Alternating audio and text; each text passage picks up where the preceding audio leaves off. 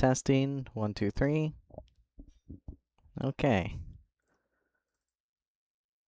Starting a little late, but you know, it's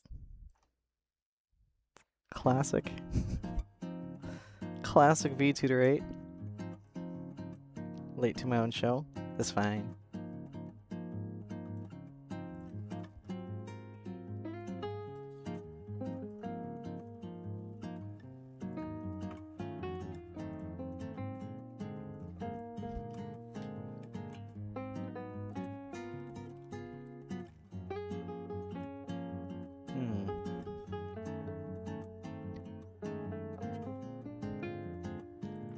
I don't know. Is it fine that I'm consistently late? More often than not? Who knows?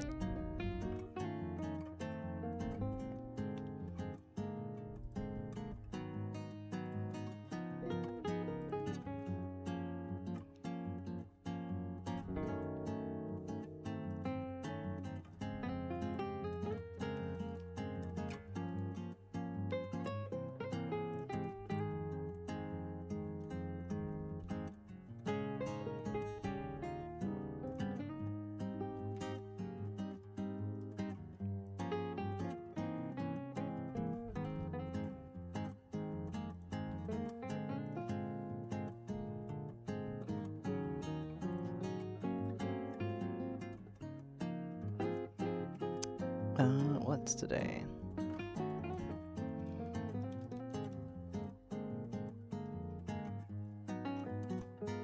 Ooh.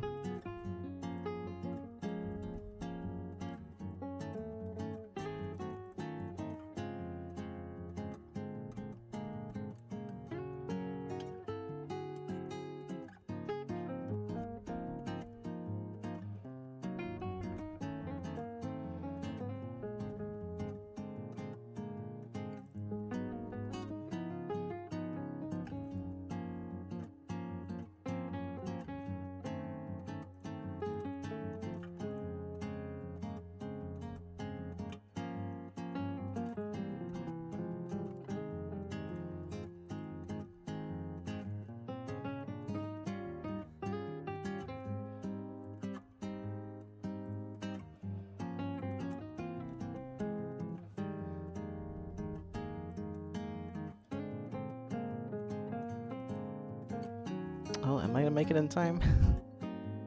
No, I'm not. Oh, I'm late. I mean, I've been late, but it's okay.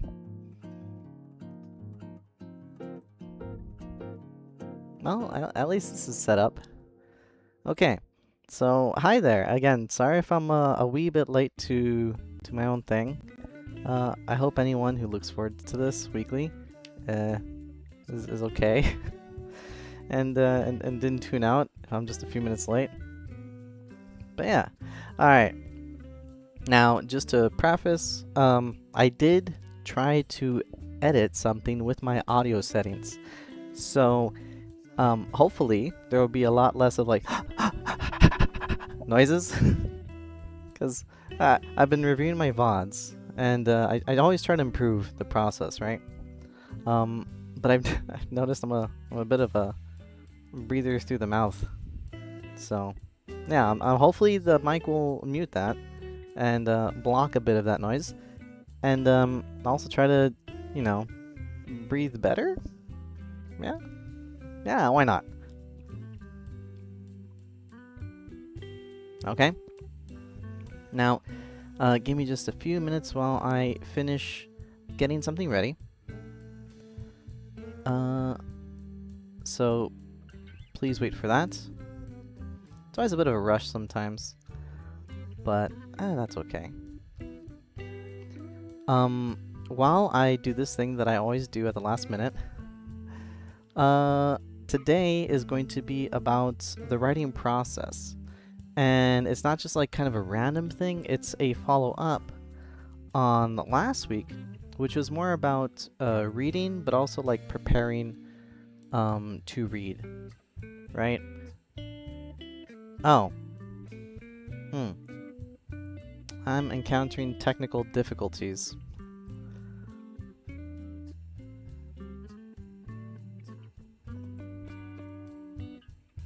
why. Why am I getting technical difficulties? Hold on. Should be... Huh. Alright, well that's unfortunate. Oh well. Yeah, it's just some back-end stuff that's happening. Don't worry about it. It's fine. It's okay. Alright, the writing process. Let's get to it.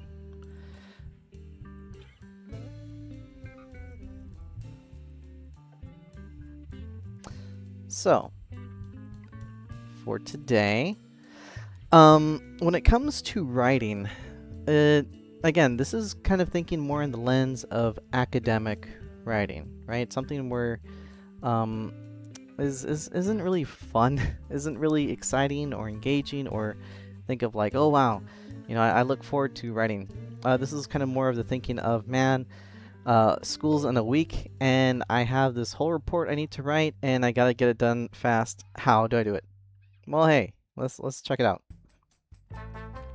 So, back last week, I covered kind of more setting up the environment of how to find success in studying, and that was just kind of a basic thing, because when it comes to reading, you know, you don't really have to do a lot of work. You have to do a lot of prep. You got to do a lot of prep to kind of set up the space in which you'll find the most success with reading. Now here we're going to take what we learned from that, where you have this... how do I draw a room? Let's see, does this look like a table? Yeah, sure. Where you have this kind of environment where you're able to focus on something like reading, and you kind of have that association. You kind of have all your tools and things to focus, and now you have to write.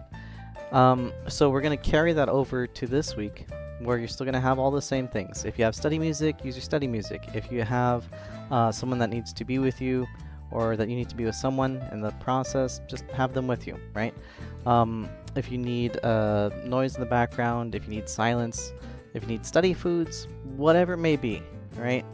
Use that for not just that one time when you were reading last week, but also for this week for writing, and any time when you need to really focus on an assignment of a similar type, right?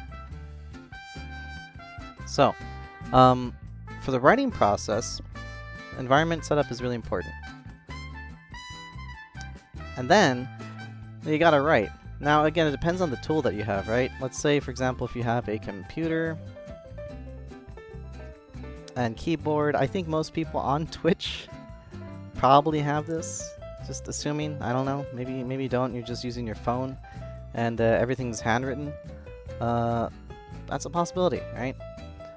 But I'm working off the assumption that someone has, pardon me, has a computer and keyboard. But this can also apply to someone who does not. Because the process is the same, right? Whether you have that or whether you just have pen and paper. To get started, it doesn't really matter, but I'm going to be referencing a lot of computer stuff while I do it, even though the process is kind of exactly the same. So, pardon in advance for that. Oh, shoot. I forgot to include my spiel. That's what I'm missing. Oh my goodness. Yeah, I knew I was missing something. Sorry about that. Let's see. Boom. Message. Today's going to be the writing process. Alright. There we go. So yeah, if anyone wants to interrupt or talk or derail, please feel free to go ahead. It's not a derailment at all, to kind of help with what you might need at this moment, at this time, or if you want to go over your specific essay that you have to write right before school starts, yeah, please say so. Totally fine. In fact, I should probably have edited that message. Or if you want to go over an essay you are working on before school starts.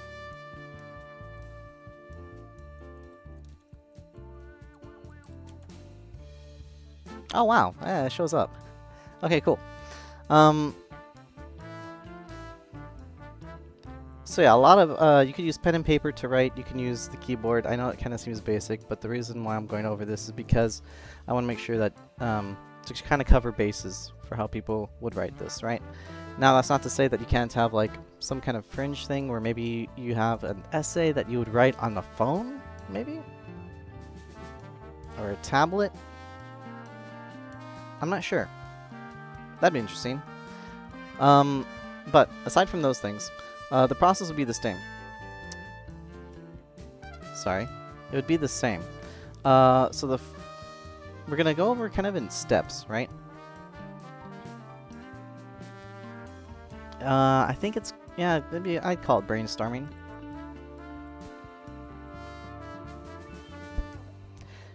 Now, I also covered this before in a previous stream, but, you know, hey, I'm trying to keep it seasonal, right? So if someone has a book report right before school, I think that's the kind of time to talk about writing kind of every year. So sorry if this is a bit repetitive. If you've already seen that, then this is just kind of more of the same. Sorry. And, oh geez, since I'm a little late, I don't know if I'll have enough time, because I think that was like a 2 or 3-parter. So I guess this is kind of like going to be the speed version of it.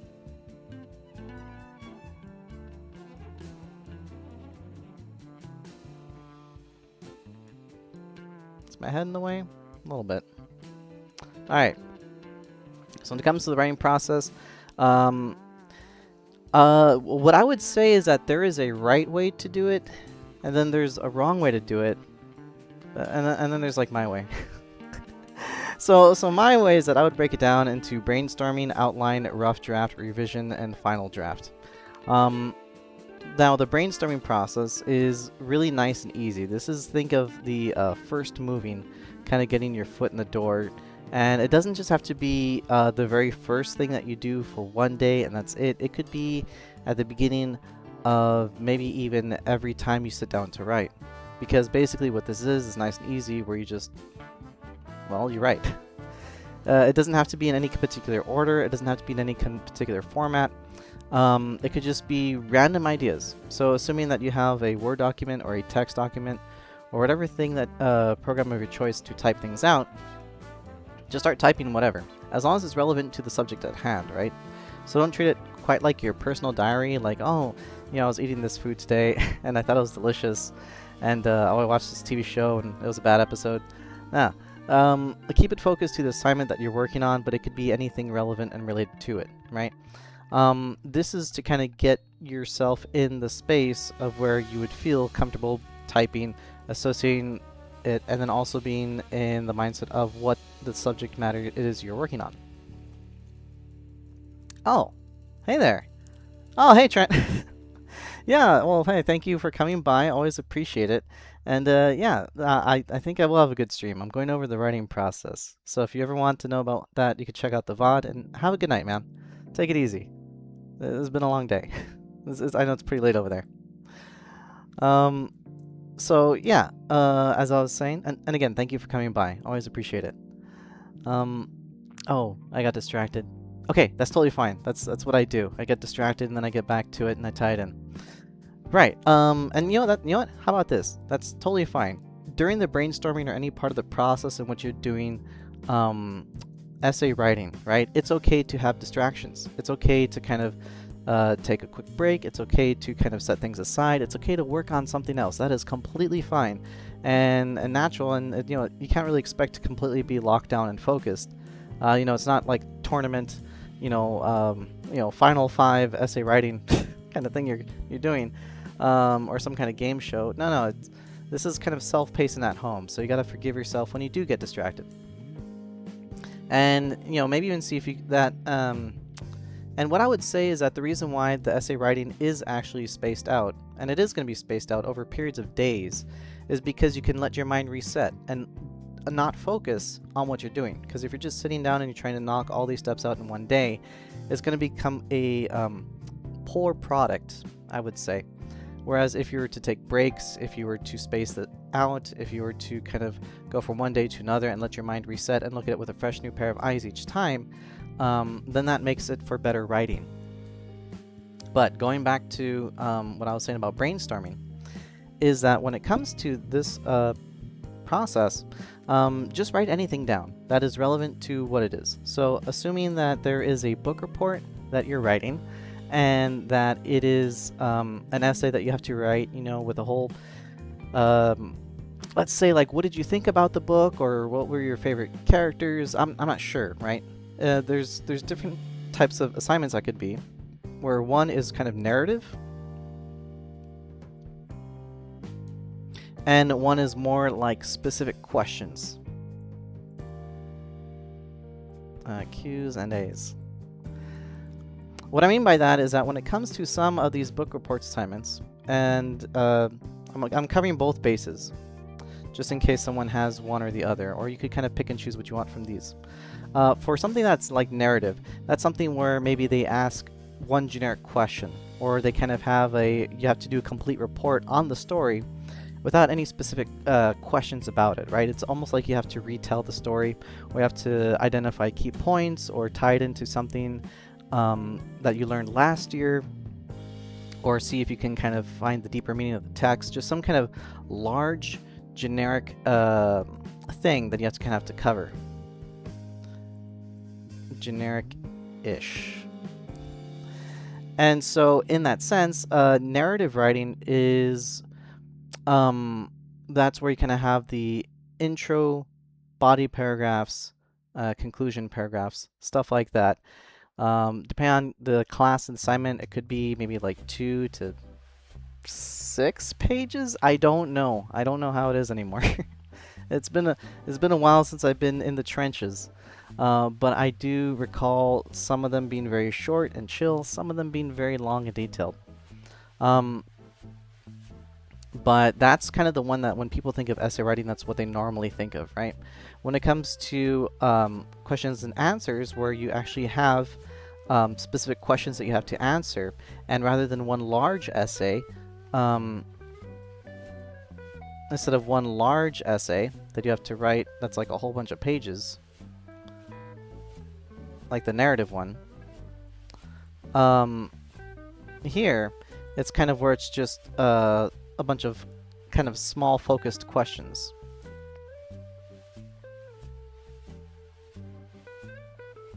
An example would be like, you know, what did you think of this character and this character's arc during this part of the story? Or what did you, what was something that stood out to you about this character? Or what was this character's greatest fault or greatest virtue, right? Something like that, where they're very specific about a character and they want smaller answers. Well, for those, it's actually a bit different, because in those you could have you have the question, and then you have your answer. I know, pretty obvious. But what might not be obvious is maybe what you can do with that. Now, unless they gave you very specific instructions on how to structure these, generally the assumption is that you have the question rewritten as part of the essay. And then for your answer, you would also, as kind of the beginning part of it, rewrite the question in an answer format. So if they say, what was the main character's, greatest fault that are, repeated throughout the story, right? Or maybe kind of a leading question like that, where they kind of, let you know what exactly they're looking for. And then as part of the answer, you could say, well, the main character's leading fault that repeated throughout the story was blah, blah, blah, blah, blah. And this blah, blah, blah, blah, blah is because of this blah, blah, blah. And then you see this in chapter blah, and this chapter blah, and that's why it's blah, blah, blah, blah, blah, right? It doesn't actually have to be a bunch of separate paragraphs. It could just be like one chunky paragraph, or maybe like 2 or 3 even. But it's much more focused and small. And then you just have another, page with another set of questions and answers and that sort of thing. And, this may seem like, okay, well, why do I have to do this? This is very boring. Why do I have to do this writing? Well, because this type of writing style is actually applicable in the future for when you're doing job stuff. So if you have something that's called a, and I'll get to that in a moment. Or rather, I'll get back to the process itself in a moment. But just to kind of diverge just a little bit, the reason why that the book reports or this report writing or essay writing is because they might be relevant to any future job wherein some writing is involved. Usually a job with a desk and air conditioning. So if you like sitting down and you like, you know, not being in sweltering heat, you know, the kind of work that usually involves kind of a lot of writing like this would kind of line up with that. Specifically for something that's called like a statement of qualifications. And this is just like a small aside.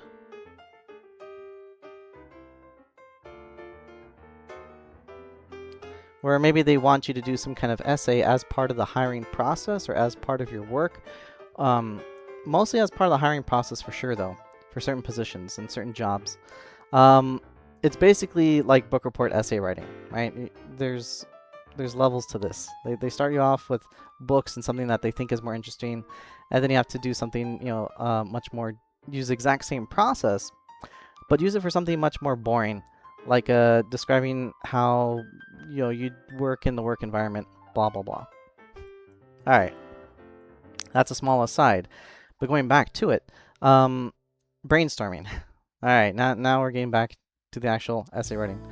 Brainstorming, again, is a process where you just put things to paper. Now, the reason why this is important is because this is basically kind of a big pile of ideas. If I was to use an analogy, let's say, for example, you have an essay and it's like a big pit, right? There's just a big pit, and you want to fill it up and make it nice and level, and you're repairing like a pothole or something. That's just like massive, just this massive thing, right? The brainstorming is just basically getting all your supplies together. There, you're getting your sticks, you're getting your piles of dirt. You're getting your water. I don't know. But whatever it is you like. Well, I mean, normally you'd fill potholes with like actual proper material that's similar to the material around it. I'm just using like a dirt pile, so like a hole in your backyard, right? Does this look like a watering can? No, it doesn't. That's a terrible drawing. That's okay. This is supposed to be water. Let's go with that. Okay. All right, awful drawing.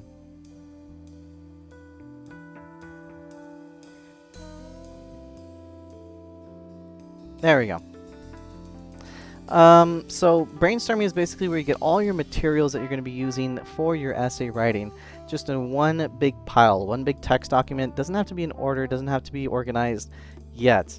It's just getting everything on paper as much as you can, as much as you feel relative to the assignment, right? So this is usually applicable for something like narrative writing, where you're trying to rewrite the story. Just think of key points, things that stood out at you, things that you remember, pretty weird details, character names, just whatever, right? And the reason why I say that you could do this at any part during the writing process or even at the beginning of each day is because maybe you might remember something that you forgot on the first day you did this, and then you want to add it in, but you don't have a clean, perfect place to add it in. And then that might stress you out as you try to fit it in your assignment. Just put it in a pile off to the side, and then you could draw from that later. Cool. So being able to brainstorm is just kind of throwing things all together, as many ideas as you have, as many metaphors, allegories, symbolism, just anything that you think is literary related to the book, even the author name. I don't know, favorite pages, favorite chapters, whatever stands out to you. And again, this is more focused on narrative writing, so I'll just kind of highlight this. When it comes to something like questions and answers, you could still do this process. It's just that you're going to skip some steps. You're going to kind of just go, you're going to kind of, I'll get to that in a moment. Okay. So you have everything in a nice pile. This is all your work, all your ideas all together. Cool. What do you do next? Well, I mean, if it's assuming that we have a week and it's 7 days, that could be it. Hey, you're done for the first day. You did great, right? Make sure you actually put in a lot of time into it. It's not just like a 5-minute thing where you just type out a bunch of stuff and you say, all right, I'm done. But if you're actually good with that and it was really difficult for you to do, then you know what? Getting into that habit, I think, is its own hurdle. Congratulations for passing that, right? Now, if you're on a roll though, and this is why we do the brainstorming, so that way your mindset could be in the mindset of writing, and you feel like, you know what? I have some pretty good ideas. I don't want to stop quite yet. I can keep going. I still got like another hour and a half, or whatever. I can go. Right? I got 10 minutes. Let's just do a little bit of something else. All right, cool. Well, then you're gonna move on to the next step. That's gonna be outlining. Outlining is basically where you get all these ideas, and you rearrange them, and you kind of categorize them. Right? Now, normally in narrative outlining, you would kind of put them in order of the story, but it depends on how the teacher wants it, I guess, is a way. If the teacher wants it in chronological order, then yes, you'd have to put it in, like, you know, chapter 1, this kind of stuff happened here, chapter 2, this stuff happened here, chapter 3, and maybe even not that specific, right? You could even, I shouldn't erase. Maybe you can even do it in, like, terms of early? Looks like a Q. Alright. Just like how there's the early, mid, and late game. In the early, mid, and late parts of a book report, or of a book, you can kind of sort out all your random ideas into those areas, right? Clump them up. Then you have things like where characters are being introduced. You could put in the early part where things like some of the more actions happening. You could put that in the mid part, or maybe even I don't know. Sometimes the climax can be either in the mid or the late. Usually that's involved in the late part, and how things kind of end. But by categorizing and sorting your random ideas, and again, it doesn't have to be like granular. You don't have to categorize them like perfectly to each chapter, to each, you know, page. Just clump them up into the right general areas. Another way to do it is if they kind of have a more loose narrative thing, where you would kind of describe it on how you more like feel about the story rather than actually what happened on the story. Like a report is normally what exactly happened and in order, right? So it'd be narrative, but it'd also be in chronological order, early, mid, late. If it's kind of more just like a how you feel report, or if you're doing the questions and answers, then you could kind of categorize it a bit differently depending on what you have. So if like there's a series of questions about characters, you would have something other characters, something about like events, and something about themes, right? It could be whatever you want. These are just kind of sample ideas, sample categories. But if you have some questions that are about characters and what happened with them, if you have some questions that are about events and what occurred there, and you have questions about themes or symbolism, then you would kind of clump your random ideas into these categories if you're doing the question and answer kind of report writing. Okay. Now, the reason why this is called an outline is because not only are you kind of doing this part, but then later on you're going to kind of fix it. So again, this is thinking like kind of the first day, right? You know, probably not tonight. It's late for a lot of people. Maybe tomorrow, right? But if you ever want to get started, go for it. Brainstorming is important. Outlining is basically where, to bring back to this analogy that I have, if you have all these supplies in a pile, right? You have dirt here, you have sticks here, you have water everywhere. It's kind of being able to grab those things and being able to kind of put them in their proper area. So we're still not really touching the dirt pile quite yet. We're still making sure that everything is just kind of together and things are in their proper place. You have all the sticks together so you know that if you have enough. And similarly, you know, maybe when you do your brainstorming, you realize, oh, wait, I don't have enough written on the early chapters. Like, that's totally missing. I just have the character names. Everything I've written is about the mid and late chapters. then it kind of can get you focusing and rethinking, and you go back to brainstorming and just maybe do a more focused brainstorming where maybe instead of the whole book, it's just a bunch of stuff that happens in the early chapters, right? Or similarly, if you're categorizing things into characters, events, and themes, maybe you realize, oh, I was so focused on the characters and their themes that I didn't actually write anything about what they did or some kind of notable events or what they've been doing. So then you could kind of fill in more writing on that and add that to that section and allow you to kind of fill things out. Now, this isn't technically proper outlining yet. Right now, this is just kind of like proto-outlining post-brainstorming. Proper outlining is now when you get these ideas and you kind of categorize them even neater, right?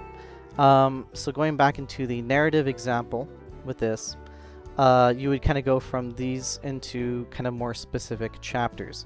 So maybe you would have chapters 1, 2, and 3 as part of the early, and then in order. So then as a subcategory of early, then you would sort these into chapters 1, 2, 3. Then you have mid, which would be details in chapters 4, 5, 6. And again, this is just assuming like again, I don't really think many books have like only 9 chapters. But if they were, then you could do it something like this. Where you can kind of sort by chapters and what, notable events occur. And again, as you're sorting things out into a more detailed format, then you might realize, okay, well, now I realize that I have a lot for the early chapter 1 and 3, but I'm missing things entirely for 2. And, I have everything else filled out. Good, right?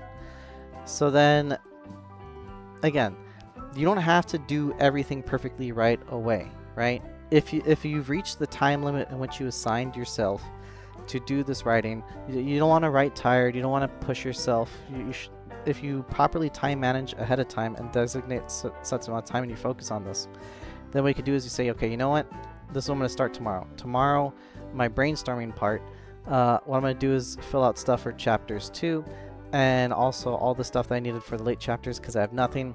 I'm just going to review the book and kind of go over it as I do it. And then that could be kind of your Kickstarter to that the next day of work. So don't feel you have to do everything all at once in order right away. Take your time with it if you start early enough. Again, I'm assuming you only have a week, so you don't have that much time. But don't push yourself to do all-nighters on the first day, right? Similarly, if you have something where it's kind of questions and answers focused essay writing, where they ask specific questions about these characters or certain events, again, you would kind of categorize. There'd be the main character, the antagonist, and the supporting characters, just whatever. Right? You'd break it up, and then you kind of see, well, am I missing something for the bad guy? And then I have everything about the main character and all his like buddies. Then you can kind of break that up. Also, the nice thing about this kind of assignment writing, if it is question and answers, right? You don't have to do the extra work. If there's no question that they're going to ask about the antagonist, you don't technically have to fill out this whole section about antagonists. But you can if you want to kind of tie in some of the main character interactions, or if they talk about the main character, on how they tie him back to the antagonist. So you don't necessarily have to do this, but it might be part of the process so that way you can get a better understanding or a fuller understanding of the main character than if you had nothing here for the antagonist. Okay. So outlining, again, is kind of sorting, and then now we're sorting, again, in the analogy, I got the big sticks, you're starting them with the small sticks. You got the big dirt mixed with, like, the sand. And then you got the water in the bucket and the water that's, just laying there.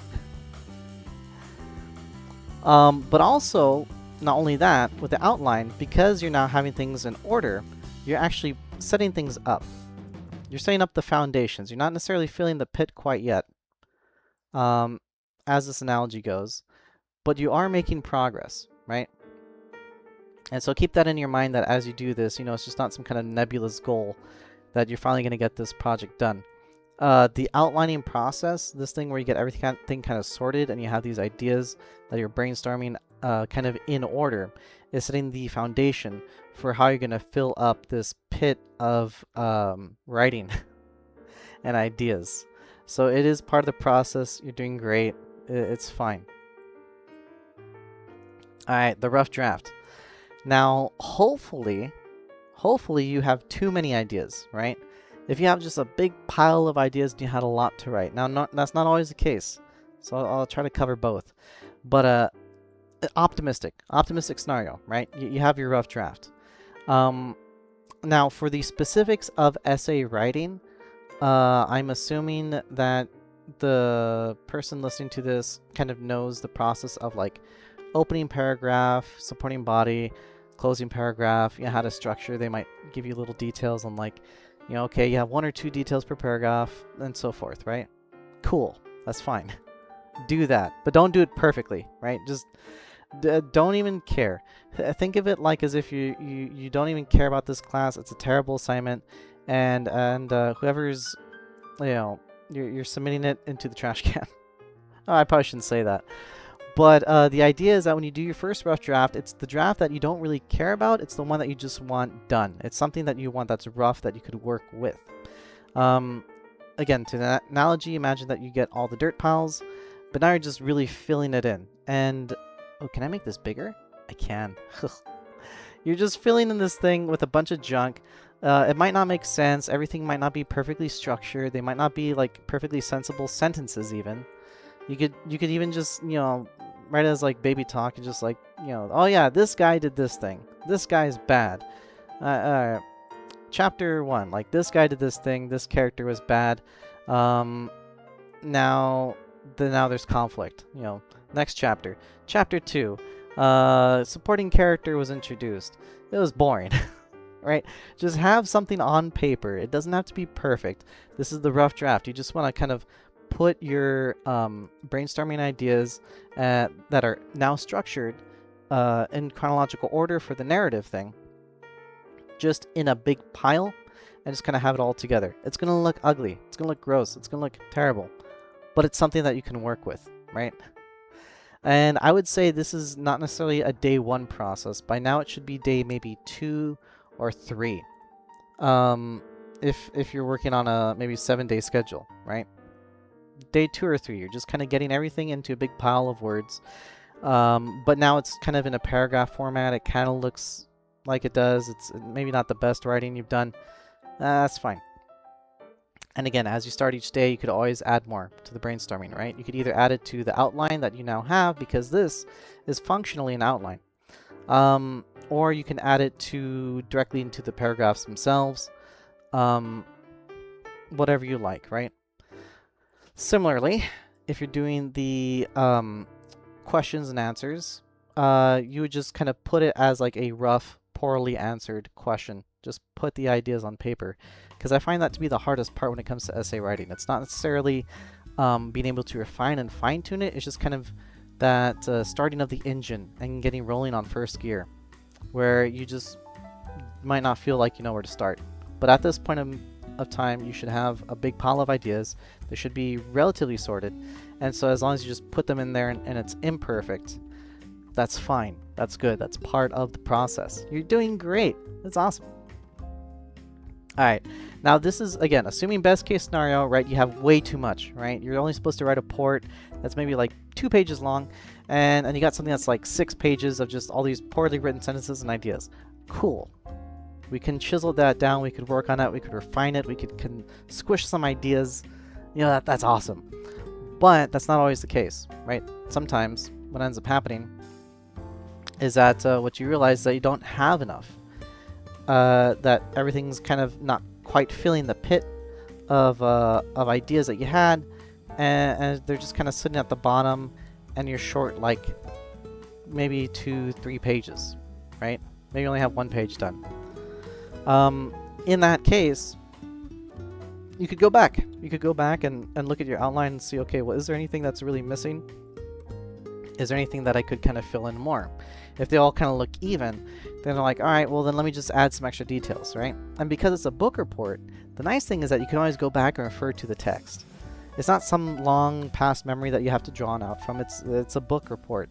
So you could just kind of look at the book, pick a random page in the right area, and say, okay, well I need like maybe a couple lines from the chapter 1. Alright, just pick something, just some random part where someone does some throwaway thing, and then you add it in there, and then you add it in there. Alright, chapter 2, you add it in there, add it in there. And then as you add it in these parts, or add it into, you know, directly the rough draft itself, right, as extra sentences, then you'll start to see it fill up and grow with more ideas that you kind of picked up from the story. And even though they might seem throwaway at first, don't feel bad about that. We can fix those, because after this is the rough draft process. When you finally have something, just go at least until you kind of have enough, and then maybe just a little bit more. So in the process of filling up your writing with ideas, it's always better to have not just barely enough, but to have a little bit too much. Because then what's going to happen next, and so this would probably be day 5 or 4, 5 or 6. This is when we start doing on the revisions, right? And again, you take it day by day. You don't have to do everything at once. You don't have to pull all-nighters. You know, assuming that you got a week and you got like a 3 or 4 page assignment, you got time. It's fine. Chill. We got this. All right. So for the revisions, this is the part where you kind of, as a famous person once said, you bulked up, now you chisel down. And the way you chisel down is you kind of refine the language in what you're doing, as well as some of the ideas, and kind of reorder things a little bit. Maybe you do have everything in chapter 1 on the first paragraph of your rough draft, but the sentences are a little bit out of order. They don't quite make sense. Right? You have something here that would work better as a starting sentence. You have something here that works better as the ending sentence. You have this thing that should have been in the middle. So the revision is actually a separate process wherein you kind of rearrange the writing or clean up the language. It is different from the rough draft. So don't think again that the rough draft, you have to go right out the gate with perfect writing. No, that's why I said you could do it simple, you could do it very silly. The revision is where we really want to clean up the language and make it kind of sound more like a proper essay. So you could rearrange text, you could kind of clean up the wording and make it more concise. You could, if you have a large run-on sentence, you could kind of chop it up into pieces. If you have 2 small sentences that are related to each other, you could mush them into a larger one. Things like that. And this one you definitely want to give a few good days with. Whereas maybe the brainstorming you can kind of knock out pretty quickly, or you feel like you can, but then it might end up taking like, you know, a bit more time. The revision process is something that you really want to set the most amount of time for out of this whole thing. So at least a few days, probably more. The reason why is because it takes a lot of time to kind of clean up this language, and then as you're cleaning up, you're not just doing that, you're also kind of backtracking to these other steps. Alright, so now you're cleaning up the language, but then you realize that all this is really terrible. Is there more stuff you can gather? Well, then maybe you have to go back to brainstorming, then outlining, then rough draft. Or maybe things are kind of messed up in your outlining step, and you're catching that as you revise, or maybe you accidentally realized, oh, shoot, I swapped a lot of details from chapters 3 and 1, and now my whole thing's messed up. Well, now during the revision process, that's where you actually go and fix it. And you kind of refer back to the book or the text as you do it. Similarly, if you're doing the Q&A part of report writing for your book, and you need to kind of have more clear answers, or you kind of want to make it more make sense. Again, revising is where you kind of do that. It's not where you just answer the question, but you answer the question very well. You answer the question concisely. You answer the question in a way that ties back to the question itself, or maybe back to some themes that you think will get you brownie points. Something, right? So this is, again, the most important process is the revision. If you paid attention in class about how to do revision writing, that's huge. Basically, this is, but like I guess some small tips is just kind of where you would read as you write, right? Not only are you writing, but you would maybe, after you have something written, you'd read it out loud. You kind of go over what you read, and then you kind of read it to yourself and think, huh, does this make sense? Does this sound like a good report? Am I repeating myself a lot? Am I using, you know, kind of low-level language that I need to be, you know, maybe writing a bit better, more mature language? I don't know. But you'll figure that out when you start trying to read aloud your writing. That's part of the revision process as well. And it doesn't have to be something that you do like each step of the way, but just kind of as you feel that something's a bit wrong. But it's mostly just trying to clean up a lot of the mess. Now, what's going to happen is many times you'll end up kind of way back to where you once were, where now you just have way too little in your writing, right? Where now you clean it up too much, and then you realized, oh man, I don't have enough written. Oh, I just wrote a bunch of junk, and now I've thrown a lot of it out. And again, that's kind of this process where things squish and grow, right? As you add more dirt, but then you add water to it, it kind of maybe sinks in a little bit, it settles, and then you add more to it, refine it, clean it up, smooth it out, that sort of thing. So that way it's nice and level. Yeah. In a similar way, when it comes to writing, there's going to be this refinement process where maybe you might chisel out a bit too much, or you see that you're missing some chunks, and you just kind of had to add to it again. But this is kind of the most important step, but that's going to take the most amount of time. Now, when it comes to the final draft is basically its own separate thing, but it's also more of the same, right? The final draft is basically the last revision, and then you wash your hands of it, you're done, it's over, and then you finished your assignment before the end of the school year, or summer, right? Before the start of the school year. My bad. Or maybe if you're all these processes, they apply to when you're also working throughout the school year and maybe end of the year assignments. But the biggest thing that I don't think I'm stressing enough, and I apologize, is that is time. Time is the thing you'll need the most, because there will be things that happen, right? There will be distractions. There will be other things that you want to do, other things you want to see, other assignments that you have to work on. Now, thankfully, if you have a summer book report, that is one of the most time-forgiving projects because it's during the summer, and you could probably knock it out of the park, and you don't really have any other urgent assignments you need to get to. Unless there's something happening in real life, then yeesh, sorry about that. But throughout the school year, managing your time will be very important. Oh, hey there! I'm going over essay writing. So not necessarily like typing speed stuff, but more just like how to prepare your work for that as a summer book report. But thank you for coming by, Tornadox. Really appreciate it. Yeah. So as and yeah, by the way, if you have any questions about what I'm talking about or anything tangentially related, go for it. Please feel free to ask. It's totally fine. I'm totally fine with being derailed to help you with any. If you have like an assignment that you're working on, like in real life. Ooh, yeah, because yeah, it's not just me talking. Like I can actually help you out.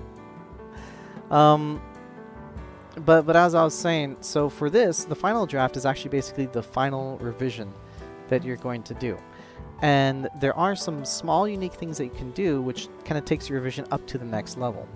Whereas maybe when you're doing a revised draft and you're going over your text and you're kind of reading out to yourself, then that's kind of one way to do it to kind of make it make sense, right? But for the final draft, not only should you try to read it out loud to yourself, but you should also look to see if you can get some outside help and have someone that you could like read it to.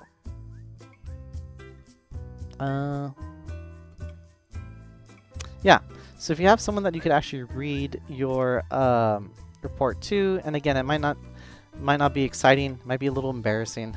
That's fine. Ah, yeah, okay, so what I try to do is I try to keep my my lesson my lessons in relation to what's happening with the school year. So school starts in about like 1 to 2 weeks for most people.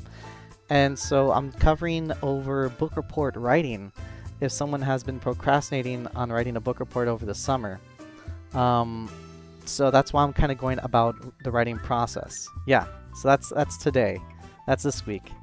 And then I think next week it might be a little bit more of the same, or time management. And then after that, then I'll actually get back into math stuff because in school have started properly. And then I don't think anyone's going to be worried about book report writing. But yeah, just for today. Generally what I try to do is I try to cover a range of things. Mostly during the school year it's math. And during the breaks it's kind of, oh, thank you very much. I appreciate it. Yeah, pretty good. Yeah, and then during the breaks it'd be kind of fun with typing. I really like that. I really want to go back to that. Yeah. But also, you know, just because it's kind of this time, I want to cover something that might be more relevant to students who are in the trenches right now, having book reports and panicking. How are they going to do it? Similarly, I think during finals week is when I kind of cover over like study habits and studying methods and stuff like that to kind of help them out with that. Yeah. And yeah, again, if you have any questions or things that are specific that you're working on, yeah, feel free to ask. Come by, hit me up. Because in fact, I know I know it's in the name, and I'm not really doing much tutoring right now, but this is legit like tutoring conferencing software. Like part of what I do, and I think I went over this before, but is to invite someone to actually come on with me, because I can do like a call, and then we could like tutor together, and then they could take like screenshots of their assignment, their math work, or something that they're working on, and we can kind of work on it and draw on it together. And again, I think I already went over this, but just in case someone's here that hasn't seen that, yeah, something like this. I'm not a teacher in real life. I am a tutor in real life, though. It's a bit different. Teachers get paid to teach a whole bunch of kids at once. A tutor is kind of more like one-on-one kind of focused studying. So there is a bit of a nuance to that. And again, I think a teacher would kind of be more focused on making sure that everything is... how to put this? I don't know. A teacher, I think, has a different kind of mindset when it comes to helping a student, because they're more focused on helping a bunch of them, or helping maybe things that are more formal. But when it comes to tutoring, it's more just like trying to help them understand this one assignment, this one thing, and then also study habits and processes in which they could kind of game the system sometimes. So like one of the things that I think I was teaching this student is not just to only read the one question, but also to use context clues to read other stuff that's on the assignment to figure out, you know, what is it that the teacher wants? Because maybe the teacher didn't really clearly explain. And so then how do we figure out what the teacher wants, or what kind of answers they're looking for, by looking at the rest of the paper and the other past assignments, and then saying, okay, so like this is how we answer this thing. So it's kind of more about, you know, finishing the work and I guess not quite gaming the system, but really trying to understand good habits on how to pass classes. Yeah. I don't tutor on cheating, though. I don't do that. So that's proper. But yeah, so like for this assignment, you know, the student actually took a screenshot of their work, and then we worked on it together live. And they were struggling to understand, well, what is it that the teacher wants? So a good chunk of it was trying to understand, well, what is it that the teacher's looking for? What is it? How to... most teachers don't even care if you want or not understand. Kind of, yeah, well, it depends, right? I'm sure there are some very good teachers that really want the students to kind of understand and get the material, and then there's some teachers that just wants, you know, to check mark boxes and say whether they're done or not. Yeah, again, it depends on the person and the dynamic and how they teach. Yeah, it's a bit different, and it's a bit more formal. I would say it's much more formal with the teacher. They really want to try to do everything um, by a very certain strict methods. Whereas I think with tutors, it's kind of more just like, yeah, let me go at your level, and let's just try to understand together what they want. Not all, but some just want. Yeah, yeah, yeah. You know what? That's a very good point. I would definitely agree with that, and it creates a different dynamic, right? I'm not sure how many teachers talk about this, but I've definitely seen it where maybe some students, um, depending on the class, right? If it's under challenging, if they're not challenged enough, if it's not interesting enough, then they might end up in like trouble for finishing their assignment and then doodling when they're done. And then they get in trouble for doodling even though they did their work, right? I've seen that. I know how it goes. It's terrible. Um, and then other times, maybe the class is much too hard. Oh, yeah, yeah. I'm very sorry to hear that. That's very unfortunate. Um, yeah. Again, it's all people from all over the world have different ways. So hopefully, what I do is live streaming worldwide. So then that way, no matter what kind of teacher you have, you can find success in what you do. Because math is pretty universal, and a lot of people don't like it, and they wonder, oh, why do I have to do this? It's terrible, or they do it and then they're bored. But math is a lot of things, right? Uh, Basically, math is like money. If you know how to manage math, you know how to manage money. If you know how to do algebra, you know how to budget. It has a lot of parallels. So that's what I really want to kind of help people understand. But not only that, right? Just to kind of cover other things too. Like sometimes a lot of these math problems and equations or symbols, they apply to other things. Like, again, that is total distraction from what I'm talking about, and that's totally fine. When it comes to like coordinates and functions, right? Where you have the x and y planes. And you have like something here where it's like 1 and 1, and then you have this thing called 1, 1, right? It seems silly. It seems like, why would I want to know this, right? It's just dumb math. It's just wasting my time. Unless you're playing a video game that has a map. If you're playing something like Pal World or Final Fantasy, then what they basically do is they kind of have this like hidden coordinate system. And then they say, okay, if you want to go to this NPC or you want to find it, you have to go to like 1, 1. And then you kind of have to kind of read and understand that. And again, if someone already did this kind of class, then it's easy to understand, oh, okay, so 1, 1, I just mouse over it. Oh, here's a 1, 1, it's right here, right?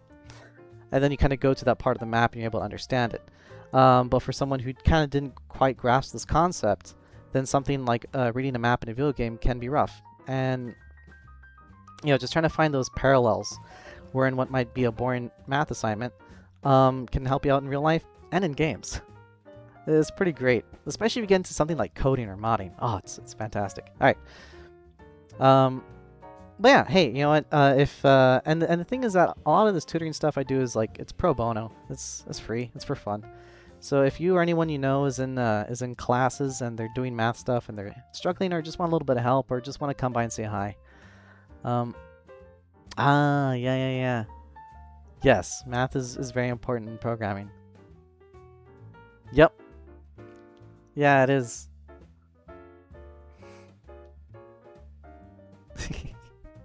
But yeah, as I was saying, if you or anyone you wants help in kind of math tutoring or stuff, then yeah, feel free to come by, hit me up, ask questions. Even if they want me to cover a lesson, someone made like a YouTube comment on one of my shorts asking if I could cover long division for 7th grade. And that was a lot of fun. I was able to kind of cover that whole thing for like a day. Well, not a day, for like a stream. And yeah, all the ways in which you can do long division, but also the ways to not do long division, and common errors you may encounter, and how to like do it wrong. Oh, thank you very much. Yeah, and I think I have another one that's similar about, yeah, there's that one, and then there's this writing process, there's another one on the writing process, but that's much more in-depth and focused.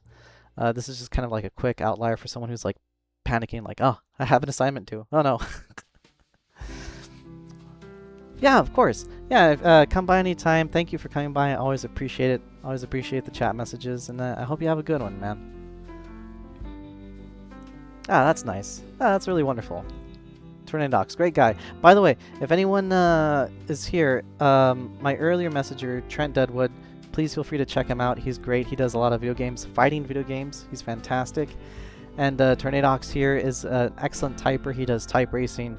If you want to see a champion in action, rattling out words like nobody's business, I would recommend his streams. It's very interesting, and he has some pretty good music in the background too. Yeah. Oh, right. Okay, so for final draft. Ooh, I'm over time. Whoopsie daisy. So final draft would be something like reading it to someone else, so that way they could kind of make sense or see how they feel or what they think of the assignment, because they have completely fresh eyes. Oh, hey, water lilies. So today is on the writing process, because I assume at this time of year, school's starting in like a week or two, and people are doing book reports. And so last week I kind of covered setting up your assignments, or setting up your environment so you could find the best success for reading a very, very boring and dry book that you might not like, but you have to do for school.